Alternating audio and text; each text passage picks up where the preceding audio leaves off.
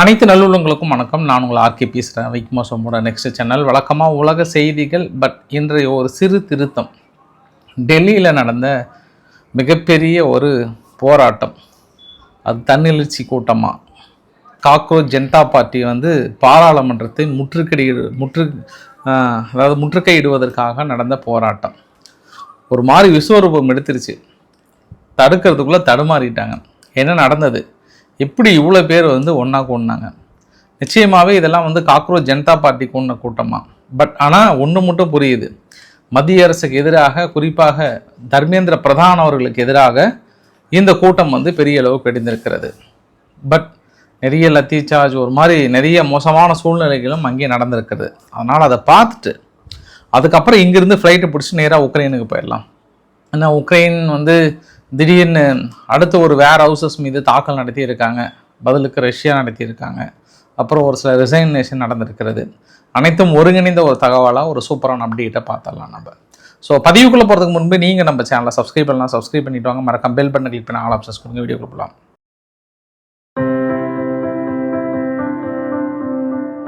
நீங்கள் பக்கத்தில் பார்க்குற பதிவு எல்லாமே பார்லிமெண்ட்டை முற்றுகையிடுவதற்காக நடத்தப்படுகிற போராட்டம்.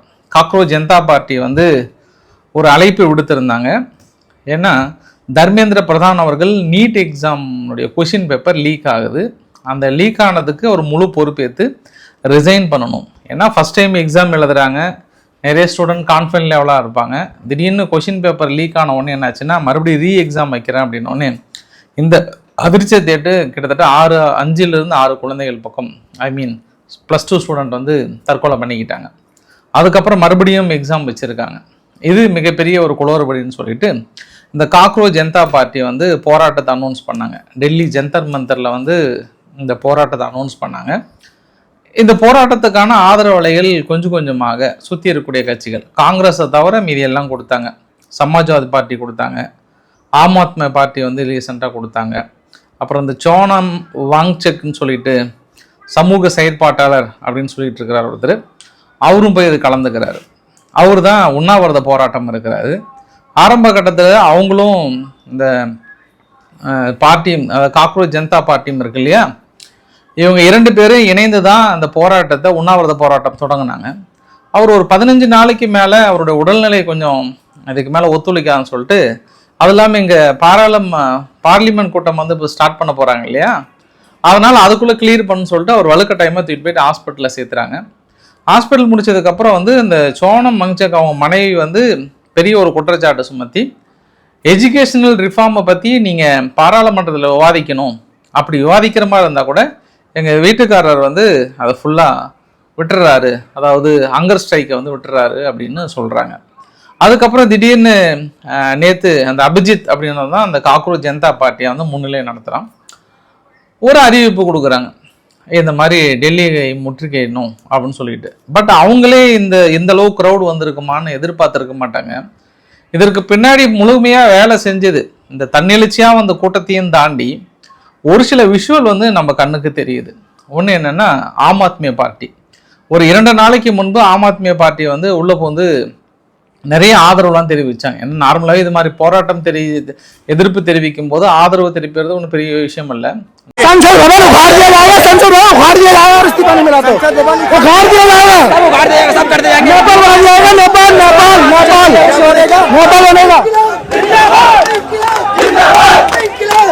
நல்ல விஷயமும் கூட தான். ஏன்னா ஃபர்ஸ்ட் பிஜேபி இவங்கள ரொம்ப குறைத்து மதிப்பிட்டாங்க. ஒன்று. இரண்டாவது விஷயம் என்னன்னா, டெல்லியில் ஒரே சமயத்தில் இவ்வளோ பேர் கூட போகிறாங்கன்ற ஒரு தகவல் எப்படி எட்டாமல் போச்சுன்னு எனக்கு தெரியல. இது உளவுத்துறையினுடைய மிகப்பெரிய பெரிய பெரிய ஒரு தோல்வி.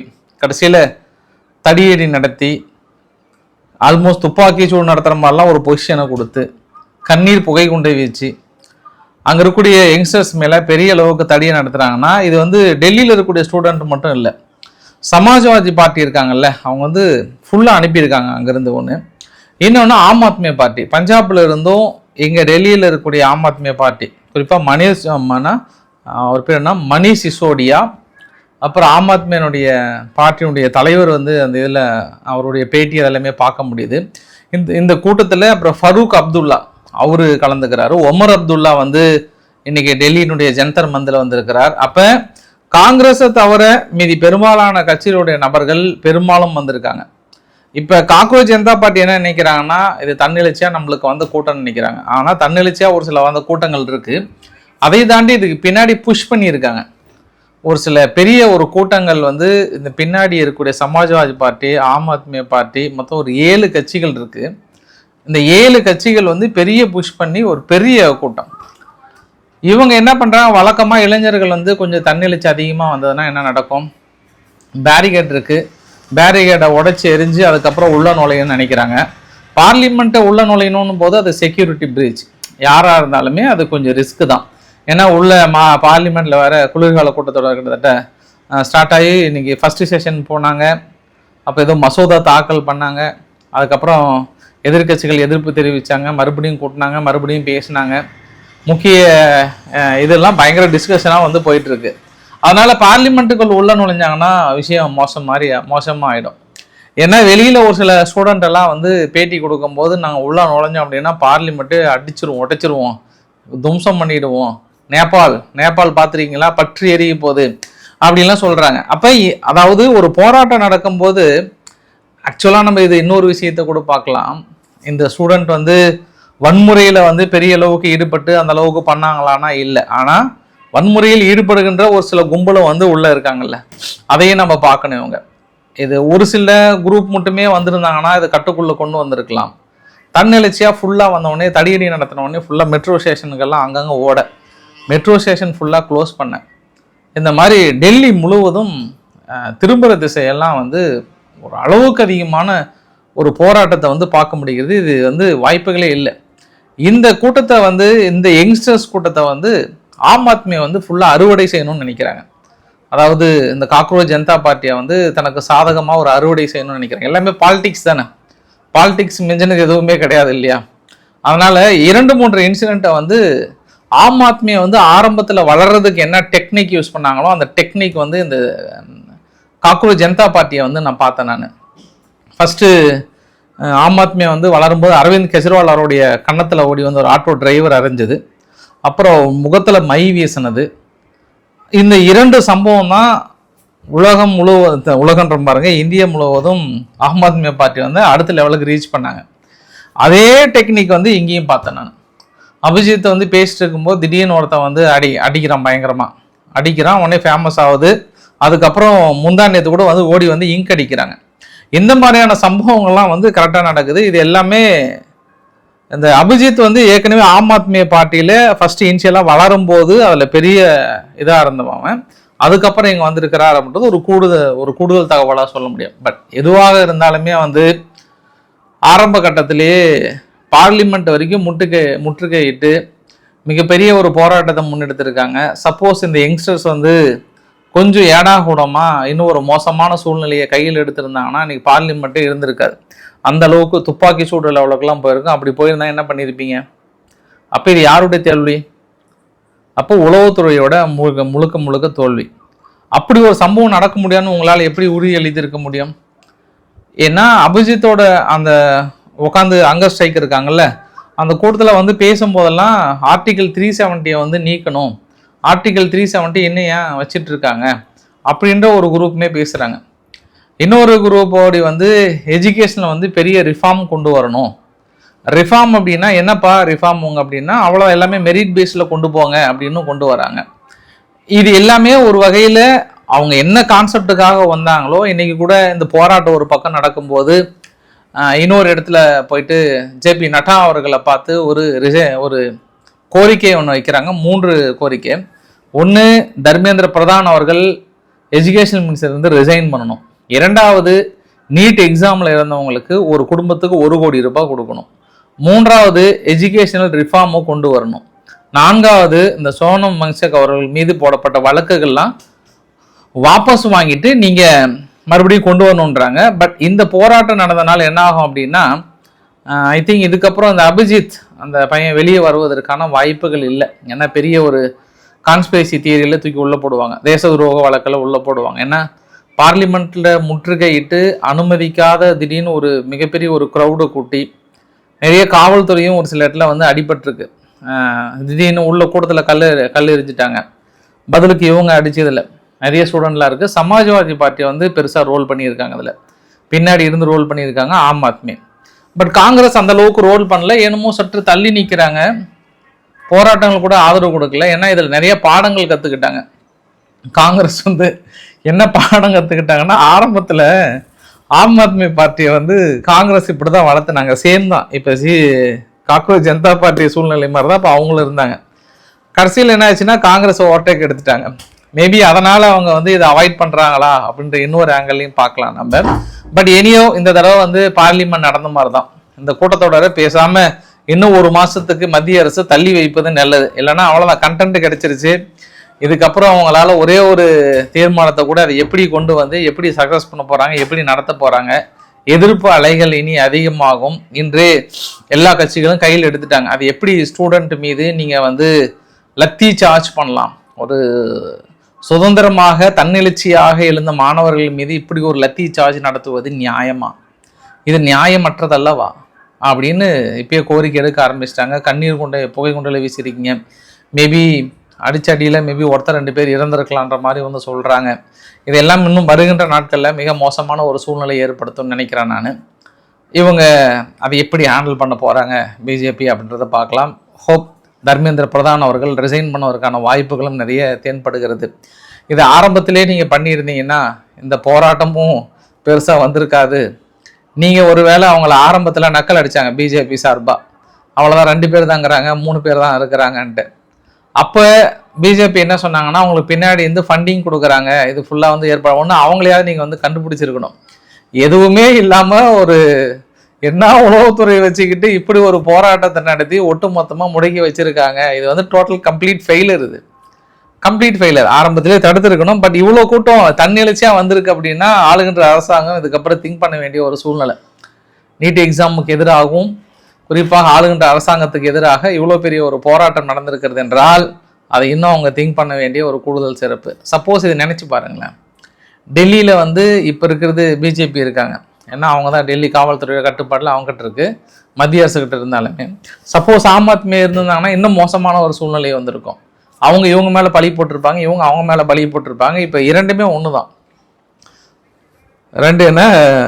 2 வீல் என்ஜின் சொல்லுவாங்கல்ல, அந்த மாதிரி வந்து இரட்டை என்ஜின் சொல்லுவாங்க. அந்த மாதிரி இவங்களும் அவங்களும் இப்போ ஒரே இதுதான். அதனால் எப்படி இதை ஹேண்டில் பண்ண போகிறாங்க அப்படின்றத பார்க்கலாம் நம்ம பொறுத்து இருந்து. பட் மிகப்பெரிய ஒரு போராட்டம். அதனால் இது ஏன் நான் பேசுகிறேன் அப்படின்னா, உலக மீடியாவே ஃபுல்லாக ஃபோக்கஸ் பண்ணியிருக்காங்க. ஏன்னா பார்லிமெண்ட்டை முற்றுகையிடுறாங்க அப்படின்னா உடனே அது இன்னும் கொஞ்சம் எஸ்டாப்ளிஷ் பண்ணுவாங்க. எப்படின்னா இப்போ பங்களாதேஷில் நடந்துருச்சு, நேபாளில் நடந்துருச்சு, கிட்டத்தட்ட பாகிஸ்தானில் நடந்துருச்சு, இந்தியாவில் பெண்டிங் இருக்குது. கரெக்டாக ஸ்டூடெண்ட்டு முன் வராங்க. நாளைக்கு என்னன்னாலும் மாறலாம். இந்த மாதிரி ஒரு உளவுத்துறையை வச்சுக்கிட்டு ஒன்றுமே தடுக்க முடியாமல் அப்படியே படுத்து தூங்கின்னு குரட்டை விட்டிங்கன்னா இதை விட இன்னும் மோசமாகவும் நடக்கும். ஏன்னா அதுக்கான வழிகோல் தான் இதை பார்க்குறேன் நான். அந்த அளவுக்கு அதாவது இப்பயே மறுபடியும் நான் இது 2வது தடவையாக சொல்கிறேன் நான். அந்த ஸ்டூடெண்ட் வந்து நல்ல வேலை அடுத்தவங்க ஆப்ஷனுக்கு போகலை. போயிருந்தாங்கன்னா டெல்லியே கலவர பூமியாக இருக்கு, இன்னும் மோசமாக இருக்கும். நல்ல வேலை நிறைய பேர் வந்து அந்த நல்ல கான்ஃபிடென்ட்டாக அமைதியாக போகிறான்ற எண்ணத்தை நிறைய ஸ்டூடெண்ட் இருந்திருக்காங்க. பட் ஒரு சிலர் மட்டும்தான் அதை கட்சி ரீதியாக பயன்படுத்தணும்னு நினைத்திருந்தாங்க என்பது ஒரு கூடுதல் தகவல். அப்பயே அந்த கல் எறிஞ்சது ஒரு சில சம்பவங்கள்லாம் இருந்தது. லத்தி சார்ஜ்லாம் நடத்தினாங்க. லத்தி சார்ஜ் நடக்கும்போது வெகுண்டு எழுந்து ஏதாவது பண்ணியிருந்தாங்கன்னா ஒரு வாழ்க்கையில் மறக்க முடியாத ஒரு பாடத்தை கற்றிருக்கும் ஆளுகின்ற அரசாங்கம். அதிலிருந்து தப்பிச்சிருக்காங்க. இதுக்கப்புறம் இது எப்படி தடை கொண்டு வர போறாங்க, இனி எதிர்கட்சிகளுக்கு நல்ல ஒரு வாய்ப்பு, பொன்னான வாய்ப்பு கிடைத்திருக்கிறது. அதை எப்படி அவங்க பயன்படுத்துறாங்க, இல்ல காங்கிரஸ் வந்து கடந்து செல்கிறதா அப்படின்ற இன்னொரு ஆங்கிளையும் பார்க்கலாம். இது ஒட்டு மொத்தமா இங்க இருக்கக்கூடிய தகவல். ஆக்சுவலா இதை நான் அரசியல் உண்மைகளை தான் பேசணும்னு நினைச்சேன் நான். சரி, இப்ப இவ்வளவு டீட்டெயிலான போராட்டம் நடந்துக்குது, எல்லாம் அரசியல் உண்மையில கண்டினியூ ஒரு நாள் விட்டு ஒரு நாள் போடலான்ற ஒரு காரணத்தினால இதை நான் இப்போ இதில் பேசியிருக்கேன் நான். இதில் நிறைய மாற்று கருத்துகள் இருக்கலாம், நிறைய விஷயங்கள் இருக்கலாம். இப்போ நம்ம நேராக உக்ரைன் கிட்ட போயிடலாம். உக்ரைனில் என்ன பிரச்சனை அப்படின்னா, ஒரு பெரிய ஒரு அட்டாக் நடத்தியிருக்காங்க. மறுபடியும் இந்த வரைபடத்தை பார்க்குறீங்கல்ல, இதுதான் ரஷ்யாவில் இருக்கக்கூடிய ஒரு தனியார் ஆன்லைன் நிறுவனத்தினுடைய வேர் ஹவுசஸ். இப்போ அமேசான் வேர் ஹவுஸ் இருக்குல்ல, அது இன்னைக்கு 2வது வேர் ஹவுஸ் அடிச்சிட்டாங்க. ஒட்டுமொத்தமாக 25 இருக்குது. கரெக்டாக 2 நாளைக்கு 1. சரியான ஆளாக தான் நீ காப்பாற்றிக்கோ, உங்கள் வேர் ஹவுஸை நீங்கள் காப்பாற்றிக்கோங்க. ஒன்று ஒன்றா இனி முடிக்க போகிற உங்கள் கதையை.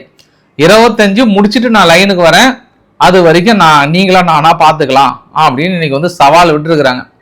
சவால் விட்டு இன்று 2வது நாள் மாஸ்கோ மீது தாக்குதல். அதுவும் இன்று நடத்தப்பட்ட தாக்குதலில் வந்து 300க்கும் மேற்பட்ட ட்ரோன் ஒரே சமயத்தில் மாஸ்கோ மீது நிகழ்த்தி இருக்காங்க. கிட்டத்தட்ட 2 எண்ணெய் கிணறுகள் வந்து பற்றி எரிஞ்சிட்டு இருக்கு.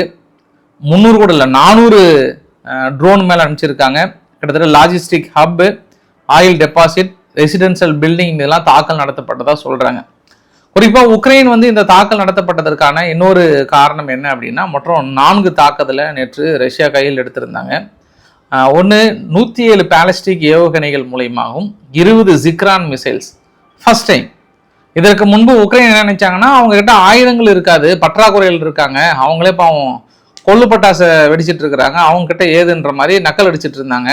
பட் இது அடிச்சதுக்கு அப்புறம் உக்ரைன் என்ன நினைக்கிறாங்கன்னா, நோ நோ நோ நோ அவங்க கிட்ட திடீர்னு ஆயுத ப்ரொடக்ஷன் அதிகமாயிடுச்சு அப்படின்னு ஒரு அறிவிப்பு கொடுக்குறாங்க. அப்போ நேற்று நடத்திய தாக்குதல், அப்புறம் ஜாப்ரோசியா பகுதியில் 2 சிவிலியன்ஸ் பக்கம் இன்ஜூர்ட் ஆயிருக்காங்க அப்படின்னு சொல்லிட்டு ஒரு பெரிய ஒரு பில்டிங் மீது அடிச்சிருக்காங்க. அதாவது ராணுவ இலக்குகள் அவங்க சொல்றாங்க, இவங்க சொல்றாங்க நகி ஹோட்டல் அப்படின்னு சொல்லியிருக்காங்க. இன்னொரு சம்பவம் பார்த்தீங்கன்னா, பாவலராட் அப்படின்ற ஒரு பகுதியில் நடத்தப்பட்ட தாக்குதல், அதுவுமே ஒரு பெரிய ஒரு குடோன் இருந்ததாகவும் அதை அடிச்சிருக்காங்க. 3வது அங்கே துருக்கியினுடைய ஓண்டு கப்பல் ஒன்று கோல்டன் லியோ அப்படின்னு சொல்லிட்டு, அதில் 10 பேர் பக்கம் ஒடிசா ரீஜியனில் கரெக்டாக தானியங்கள் ஏற்றும் போது அடிச்சிருக்காங்க ரஷ்யா. துருக்கின்ற பாருங்க, உக்ரைன் என்ன கேட்குறாங்கன்னா, துருக்கி இதுக்கப்புறமும் நீங்கள் பதிலடி கொடுக்கலாம் என்ன நியாயமானு கேட்குறாங்க. அதே துருக்கியோட கப்பல் தான் ரஷ்யாவுக்கு போகும்போது உக்ரைன் அடித்தாங்க. அன்னைக்கெல்லாம் உங்களுக்கு குழுக்குழுன்னு இருந்தது. துருக்கி வந்து நீ ஓடி போய் கேட்கல. இன்னைக்கு அதே துருக்கியினுடைய கப்பல் நீங்கள் தானியங்கள் ஏற்றுமதி பண்ணும்போது அடிக்கிறாங்க. அதுக்கு அவங்க பதிலடி என்ன சொல்கிறாங்கன்னா, நீங்கள் என்ன கொடுக்குறீங்களோ அதுதான் ரிப்ளை அப்படின்ட்டாங்க. அன்னைக்கு துருக்கி நீங்கள் கண்டுக்குன்னு கேட்டீங்களா? அதாவது ஒரு 115க்கு மேலே இருக்கக்கூடிய அந்த வெசல்ஸ் எல்லாமே தாக்கம் நடத்தினாங்கல்ல, அதை துருக்கியினுடைய வெசல்ஸ் மட்டும் 6 இருக்கு. 6லேருந்து 7 சொல்கிறாங்க. 7 கப்பல்களை கிட்டத்தட்ட அடிச்சுட்டு இன்னைக்கு உங்களுக்கு இறக்குமதி பண்ணுற ஒரு கப்பல் மீது அடிக்கும் போது மட்டும் ஓடி வந்து துருக்கியை நீங்கள் கூப்பிட்றீங்களா அப்படின்ற இன்னொரு ஆங்கிளையும் நம்ம பார்க்கலாம் நம்ம.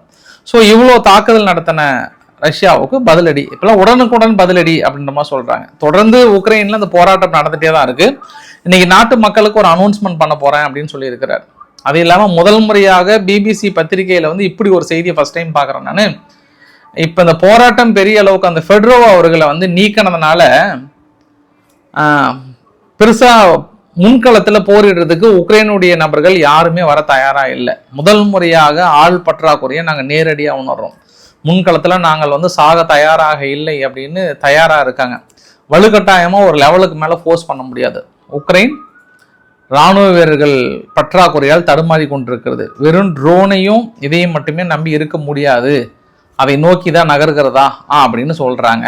ஆனால் அவங்களுக்கு தெரியல உளவுத்துறை என்ன சொல்லுது அப்படின்னா, எஸ்டோனியா, லாட்வியா, லிதுவேனியா இவங்களுடைய உளவுத்துறை என்ன சொல்லுதுன்னா, ரஷ்யா வந்து உக்ரைன் அடித்து டயர்ட் ஆகிட்டு வேறு வழியே இல்லாமல் அங்கே தனது வெறியை காட்ட முடியாதனால இந்த பால்டிக் கடல் பகுதியில் உள்ள நுழைஞ்சு அடின்னு அடித்து போலந்துக்குள்ளே நுழையிறதான் அவங்க பலிய திட்டமா. அதனால லாட்வியானுடைய காவல்துறையெல்லாம் வந்து ரொம்ப விழிப்புணர்வுடன் இருக்கிறாங்க, அலர்ட்டாகவும் இருக்கிறாங்க. எந்த சூழ்நிலை கலாட்டாவா இருந்தால் கூட அலர்ட்டாக இருங்கன்ற மாதிரியான ஒரு வார்னிங்கும் கொடுத்துருக்காங்க.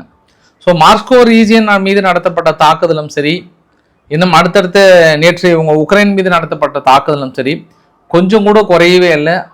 இப்போ உக்கரம் வந்து அதிகமாக இருக்குது. அதாவது 2 தரப்புலையும் நடத்தப்படுகிற தாக்குதல். நேற்று போலந்துடைய பஸ்ஸில் ஒரு பையன் உக்ரைனுடைய மொழி பேசுகிறான், அவன் மீது கடுமையாக தாக்கல் நடத்துகிறாங்க.